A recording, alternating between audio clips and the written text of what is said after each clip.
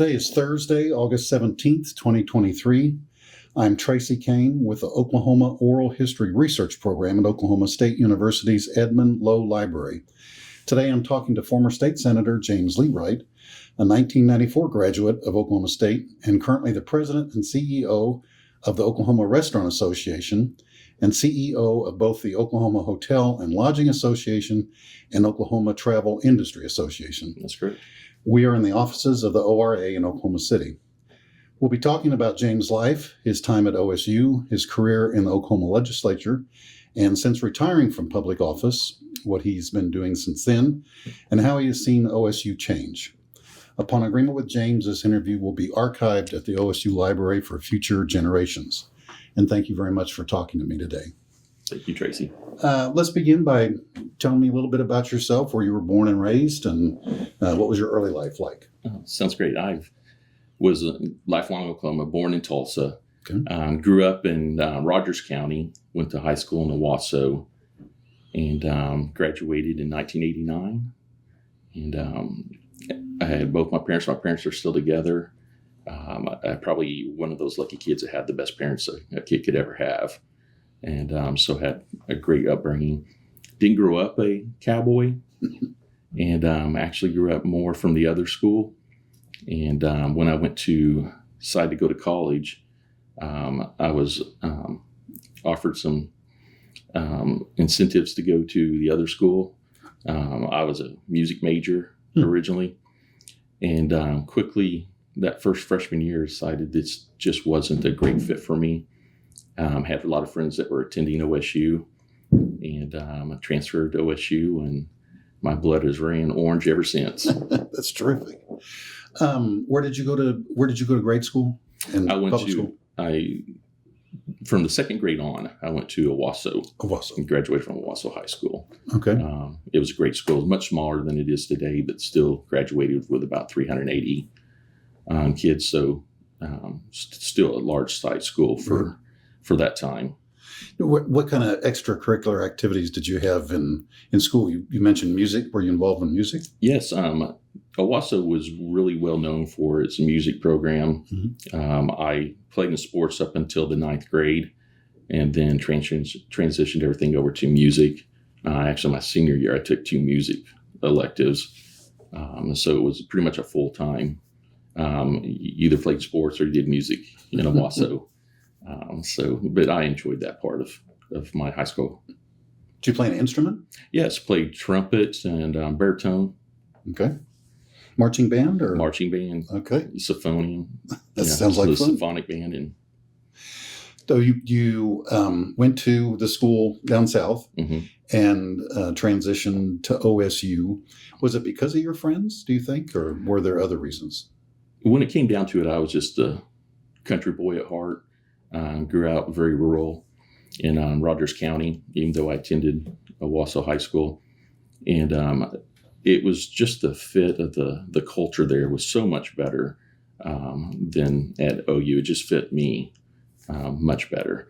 And so I really enjoyed that you could have so many different areas coming together and everybody got along. And it's just not something you found at some of the other schools. Mm-hmm. Did you live with friends? Were you in a dorm? What was your living arrangement? I lived in the dorms my freshman year, and then moved into a fraternity. My sophomore year. Okay. And remained in the fraternity until I graduated. Served as treasurer for 2 years and sergeant at arms. Which fraternity? Phi Kappa Theta. Okay.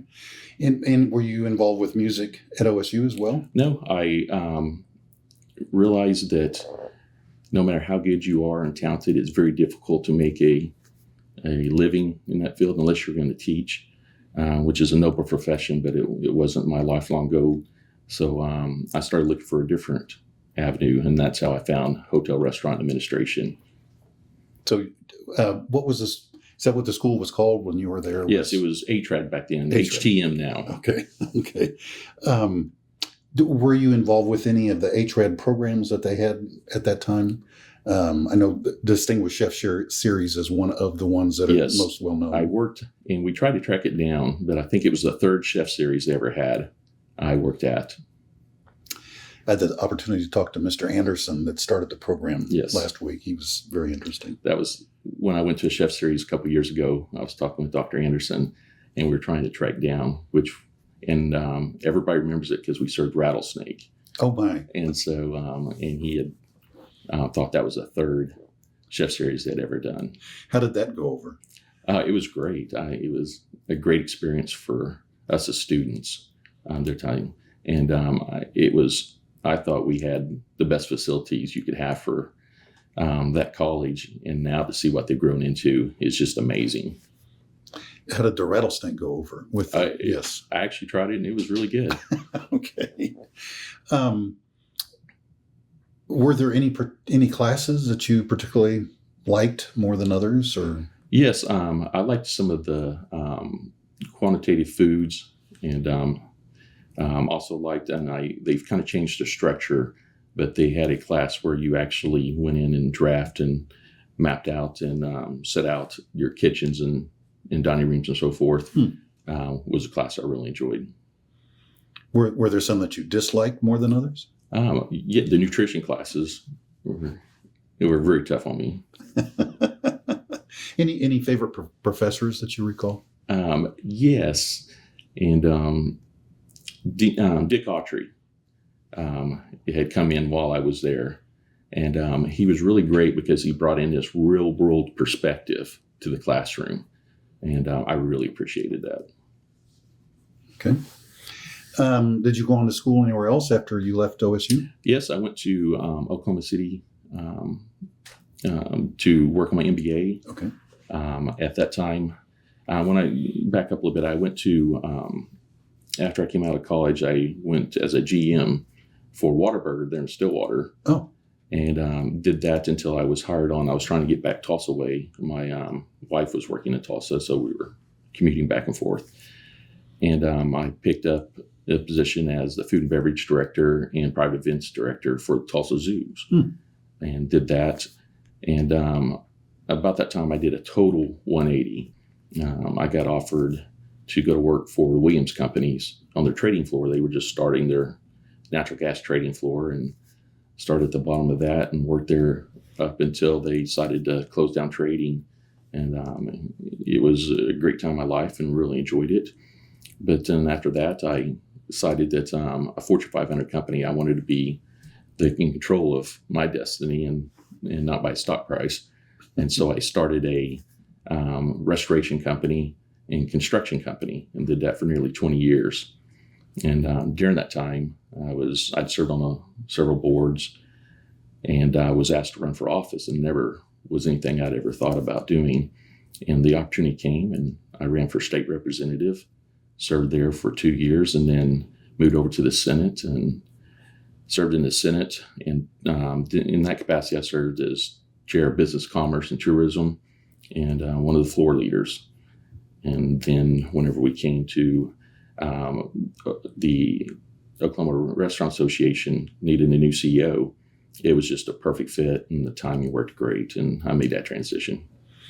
That's terrific. That is quite a 180, as you say, going from Whataburger to the trading floor for natural gas and petroleum products. How did that come about? I realized that, I was what you consider that time double income, no kids. And I really wanted to make my mark on the world.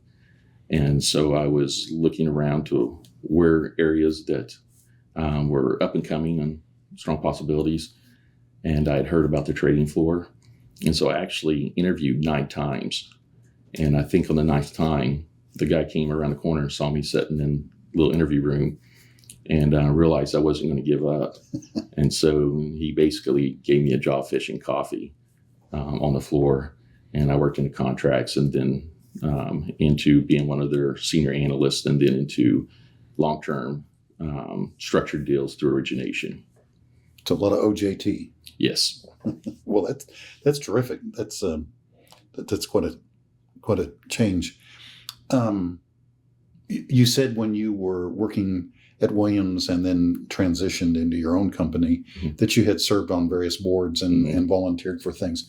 Where does your passion for philanthropy of that sort come from? I tell you, I'm very business driven, and I have a strong passion for chambers. Served for years on the Sepulpa Chamber, and served in many capacities up to their president. And then youth services, Creek County, was a huge passion of mine, and what they do for kids that don't have the best home life but need help in either transitioning to adult life or maybe just a pause with mom and dad so mom and dad can get their life together so that the child can be reintroduced into that home. Okay. Did it come from your parents? I mean, what drives that? I tell you, my parents, I can't say that any of those led to other than just my upbringing. Okay.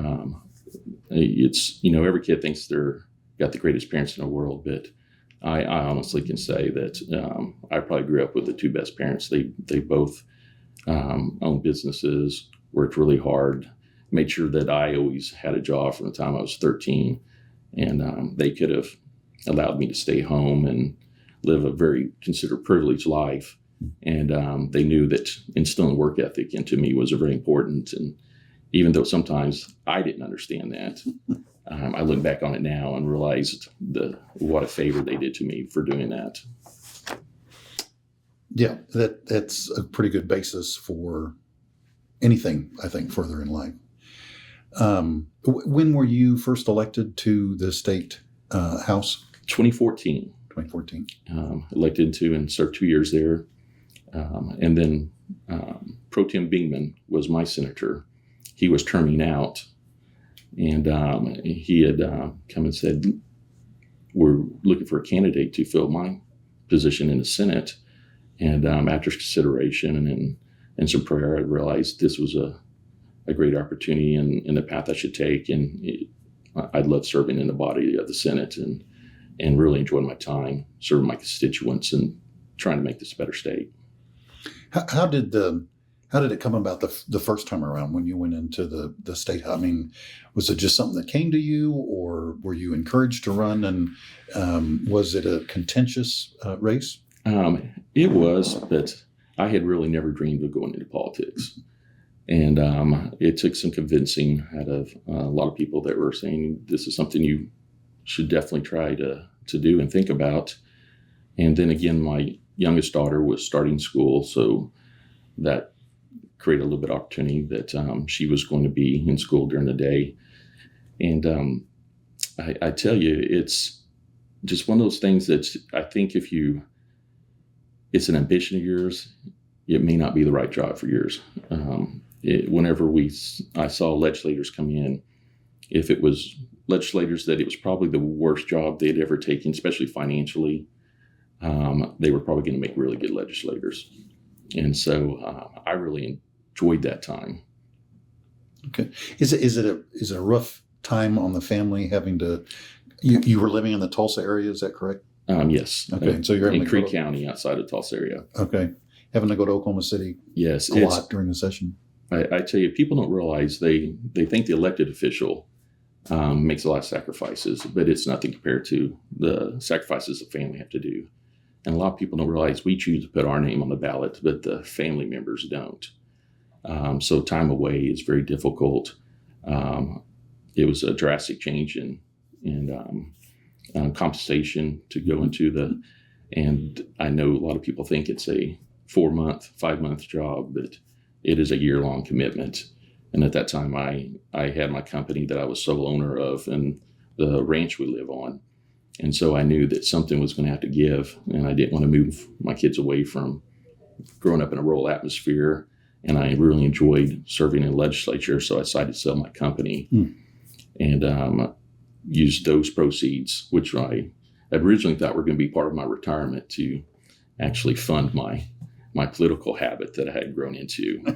And so, yes, it's anybody that ever thinks about getting into a political office like that, it really needs to think of the impact it's going to have on the family, because it is tough on the family and they don't choose it.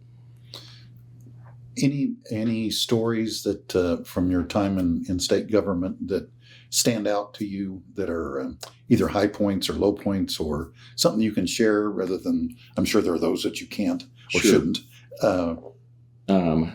I too come to mind during my career. The first was when State Question 788, when we decided to legalize medical marijuana for the state. And that was a petition by the people and voted by the people. And at that time, we had just gone through modernization of alcohol. And we knew a lot of what we were doing with alcohol. That was all going through my committee. And we still, 5 years later, after it was making changes to fix some of the unintended consequences that happened. Well, then you bring in medical marijuana. And the petition had said that we would have this all in place within 90 days. So you can imagine something that's federally illegal, can't be banked, and we've never dealt with it before. And trying to set that structure up in 90 days was a tremendous task that was put on the legislature. And it took several years for us to get it right. And they'll be working on getting that right for the next 10, 15 years. Yes. I see those articles in the paper and commentaries and things of that nature. How does the banking thing work for someone that not supposed to deposit all that cash, right. I guess? Well, you can't have a FDIC bank. Now, there is ways that you can be charged quite a bit for it to be managed outside. So it's very expensive to do it that way. There's also credit unions that you can go through. But still, the way it has to be managed is much more expensive than just in regular banking. So a lot of it's just left to cash business. And then, when we went into that was passed, then we went into the pandemic. Mm-hmm. A lot of people were laid off, especially from the hospitality industry that I represent now. And so a lot of the employees were moving over into the marijuana side, that industry. And we've tracked down to about 40,000 employees moved that way. And now they're making $15 an hour cash basis. So they're not being tracked, probably not paying taxes on it. And then to try to get them to move back into the industry was very tough on the hospitality industry. And that was one of the major unintended consequences from that 788 state question that passed. Mm-hmm. When did you become CEO of the Restaurant Association? It's been 13, 14 months now. Okay. So it was after COVID. Yes. Basically hit and been absorbed, if you will. I was in full-fledged at the legislature during that time. With a mask on, I'm sure. And I'll ask you about that in just a minute, but how difficult was the decision to depart from state government? It was difficult. Like I said, that one of the promises I made to my family, and my wife's a stay-at-home. She has a full-time job with the home, the ranch, and as you can imagine, 4 kids and school activities. So I'm the primary earner in the family. And one of the promises I made to them is that when I make this decision, their lifestyle wouldn't change. And so when I sold the business, most of that cash was used to supplement so that they would have the same lifestyle they had. And after almost 7 years of doing that, I had depleted most of those cash positions. And so it really financially, it was time for me. And you start to learn. I would have loved to have served another 4 years, but sometimes when God opens the door, you have to really look at it. And the writing was on the wall, and it was a no-brainer. And I really can't imagine representing a better industry than the hospitality industry. One of the few places, the reason I love it so much is where someone can start as a dishwasher and within 20 years be owning a chain of restaurants or several restaurants or doing very well for themselves. And that's part of the Oklahoma standard, the standard. The reason people come to America is for those opportunities, and it's excellent to represent that. So you still have your ranch? Okay. Yes, we used to run about 30, 40 head of cattle, and we still have horses. We've gone through pigs, goats, chickens, the whole gamut. I remember, because we're serving at the Capitol during the winter months. And so my wife was having to feed cattle one day, and snowstorm came in. She got the truck stuck out in the field. And I remember she called and said I had two choices: either sell the cows or hire someone to start feeding, because she wasn't dealing with that anymore. Well, that small of an operation, hiring someone to do it wasn't going to work. I looked at the cattle market and prices were really high. So I thought, hey, I'll sell out. And then in a year or two, she'll change her mind and I can buy back in. Well, a couple years later, I tried to buy back in and she caught me doing it, and she stopped that. So we have horses. Yeah, I was going to say we have horses. Yeah. I was going to ask you why the Oklahoma Restaurant Association, but now that you've told me about your background and that sort of thing, Mm-hmm. I certainly understand. What do you see as the future direction of the Oklahoma Restaurant Association? What's the main focal point right now, and how has that shifted? I know you've only been here for a year and a half or so, but you've been involved with the industry, and so you kind of know it. You talked a little bit about shifting people from one industry back into the hospitality industry. I tell you, one of my main goals coming into the association is chairing the committee that most of anything that deals with the hospitality industry went through my committee. I have a lot of knowledge and background there. This is tourism is the third largest industry in the state, and making that presence at the Capitol is one of my main goals. If I want to move us from having the defensive with someone, and this is one of the things that a lot of people don't realize about legislators. They'll come up with a great idea, and it probably is a great idea for 90% of the people out there. But that other 10%, it may be devastating, and there'll be those unintended consequences that they just don't even realize. And so it's our job as the association to make sure that we're championing our industry and allowing them to understand what those unintended consequences would be from those decisions they make at 23rd and Lincoln. And so my goal is, we've always kind of, as association in almost 90 years, has kind of been in a defensive posture that someone may bring a piece of legislation or something, and then we have to go out and battle it or champion it. I want to move us into more of a proactive, more offensive, to where legislators or agencies, before they even decide to file something like that, they'll be coming to us to say, how will this affect industry? How can we work together as partners between the private sector that we represent and the public sector at the state level, and make sure that we're working that legislation and that bill crafting policy, that it doesn't have those unintended consequences, and it's healthy for the industry. Okay. How do the three groups that you lead, I mean, you can kind of see how they complement each other, but in your mind, how do they work together to complement each other and support each other? Absolutely. Well, a lot of states, they'll have just a hospitality association. Okay. And all the hotels, restaurants, anything travel-related, the CVBs, all within that association. Here in Oklahoma, we have the Oklahoma Restaurant Association, the Oklahoma Hotel and Lodging Association, and the Oklahoma Travel Industry Association, of which I serve as CEO overall and am president of the Oklahoma Restaurant Association. It gives us a lot of strength having those separated out. Now, they're on the same page probably 98% of the time. There's a few times that they may not be aligned with each other, but it gives a lot of capital at the Capitol, that I like to say a lot of time, when I can go and say, hey, this is not only good for the Restaurant Association, this is good for the Hotel and Lodging Association, and the Oklahoma Travel Industry Association also favors this.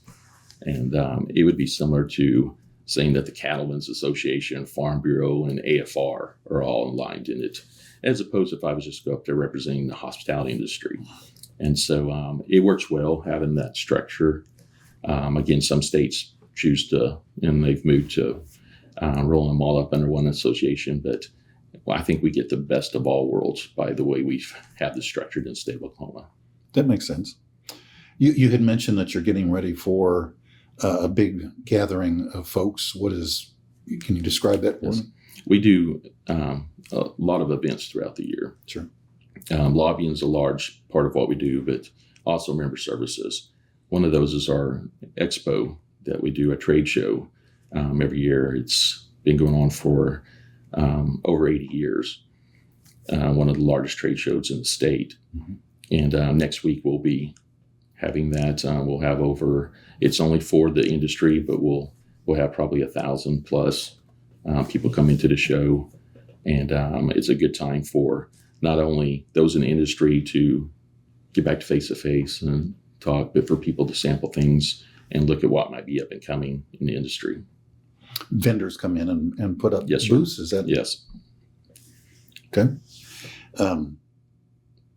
You talked a little bit about your family. You have wife and 4 children, and some of them are still at home? One's still at home. One's still at home, okay. And so it's my wife and I, we kid a lot that the oldest one's 24 and the youngest one's 13. So we probably will never be empty nesters, because by the time the 13-year-old graduates and goes off to be an adult, we'll probably already have grandkids coming. And so, which is a blessing. It's that dream of thinking, we're going to have a small window there where we're empty nesters and we can spend some just us time. We'll be probably doing that with grandkids. Well, the best thing about grandkids is you can send them home. You haven't talked to my wife.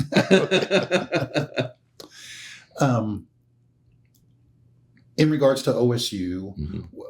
and you've been involved with things, and especially in the legislature and all sorts of things mm-hmm. that relate to OSU, but what do you see as the biggest change at Oklahoma State from the time that you went there? I will tell you the presence and I want to say on the national level. I was back during the days of Thurman Thomas and Barry Sanders mm-hmm. and the older stadium, and to look to what we've moved to now on the stage nationally that we get means a lot. And then I think people are starting to realize that OSU may not have been historically a powerhouse in football, but for national championships and sports have had top 2 or 3 national championships mm-hmm. throughout the sports. And I think that's a good thing, because it leads to more money, more presence to bring in the academics into the school. And I tell you, every time I go out there, it's awesome to see a crane. I don't think anytime I visit the campus, I don't see a crane erected and they're doing something new and building something new. Mm-hmm. It's a lot of fun. Yeah, I don't know who coined the phrase, but Burns Hargis always used to say that the athletics was the front porch of the campus. Just got the most media attention. What do you think is the biggest constant, if you will, at OSU? That camaraderie that you don't see on a lot of campuses. When you can have rural kids, urban kids, those from out-of-state athletes, the Greek system's really strong. But then when they go out to socialize, everybody socializes together. Mm-hmm. And that's something, that spirit you just don't see at all campuses. And I really appreciated that. Do you get to come back very often? All the time. Okay. I serve as one of the governors on the foundation, and we don't miss a homecoming. And so it's great to walk around with my youngest daughter, especially, and remember when I was out there pomping and how I hated it at the time, and now to go back and for my daughter to see it and that tradition is still alive. It's great. Any stories that you relate to your youngest about when you were in college, or do you try to keep those? Well, the main one is that thank goodness there wasn't cell phones and cameras like there is today. And to let them know that, hey, everything on the web is forever now. So be very mindful of the decisions you make. But it's great that at OSU you still have that sense of family that you just don't see on a lot of campuses. Taking nothing away from the school down south, but with its location to Oklahoma City and the number of out of states, especially from south of the border, you just don't see that camaraderie within the university like you do at Oklahoma State and in Stillwater. Mm-hmm. Mm-hmm. I thought of this and I forgot to ask before. With the three separate organizations you lead, there are three separate boards of directors. Yes. So how many bosses do you have, other than the one at the ranch? Yes. There's probably between the three boards over 150. Oh, my. And so, I'm an eternal optimist. And so whenever I talk to my colleagues from other states that may have 12 on their board, I tell them, yes, but I'm lucky that if 30 are upset with me, I'm a very popular CEO. If they get 7 mad at them, they may be in jeopardy of losing their job. So there's pluses and minuses to it. I tell you, it's been amazing that how passionate those individuals that serve on our board are for this industry and the amount of time and resources they put forth to help the industry. And their competitors, they're only competitors in the sense of the word. How they help each other to get through tough times and to make changes that might help each other is not something you see in a lot of industries. And I'm so blessed to get to represent that. That's terrific. Is there anything else that you'd like to add to, or that you had thought of that maybe I didn't ask? No, I think you did a great job. Well, thank you very much. Thank you again for spending the time this morning. It's an honor. Go Pokes.